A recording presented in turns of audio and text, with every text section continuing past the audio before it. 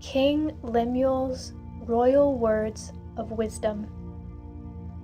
These are the inspired words my mother taught me. Listen, my dear son, son of my womb. You are the answer to my prayers, my son. So keep yourself sexually pure from the promiscuous, wayward woman. Don't waste the strength of your anointing on those who ruin kings. You'll live to regret it. For you are a king, Lemuel, and it's never fitting for a king to be drunk on wine, or for rulers to crave alcohol. For when they drink, they forget justice and ignore the rights of those in need, those who depend on you for leadership.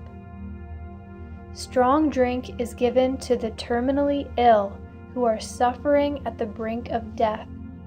Wine is for those in depression in order to drown their sorrows. Let them drink and forget their poverty and misery, but you are to be a king who speaks up on behalf of the disenfranchised and pleads for the legal rights of the defenseless and those who are dying. Be a righteous king, judging on behalf of the poor and interceding for those most in need. Who could ever find a wife like this one? She is a woman of strength and mighty valor. She is full of wealth and wisdom. The price paid for her was greater than many jewels. Her husband has entrusted his heart to her, for she brings him the rich spoils of victory. All throughout her life she brings him what is good and not evil. She searches out continually to possess that which is pure and righteous. She delights in the work of her hands. She gives out revelation truth to feed others. She is like a trading ship bringing divine supplies from the merchant. Even in the night season, she arises and sets food on the table for hungry ones in her house and for others.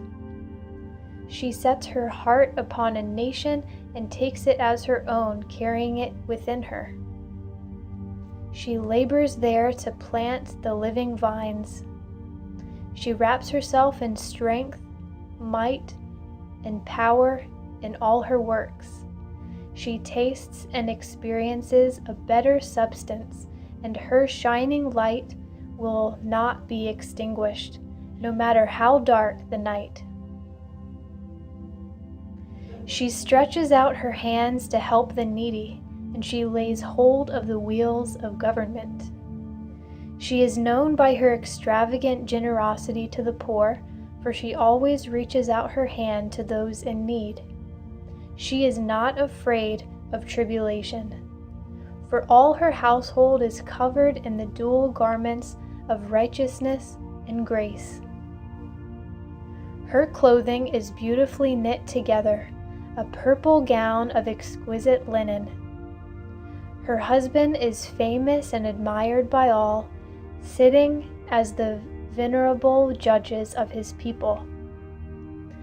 Even her works of righteousness she does for the benefit of her enemies. Bold power and glorious majesty are wrapped around her, and she laughs with joy over the latter days. Her teachings are filled with wisdom and kindness, as loving instruction pours from her lips.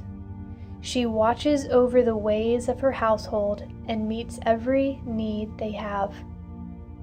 Her sons and daughters arise in one accord to extol her virtues, and her husband arises to speak of her in glowing terms. There are many valiant and noble ones, but you have ascended above them all. Charm can be misleading, and beauty is vain, and so quickly fades. But this virtuous woman lives in the wonder, awe, and fear of the Lord. She will be praised throughout eternity. So go ahead and give her the credit that is due, for she has become a radiant woman, and all her loving works of righteousness deserve to be admired at the gateways of every city.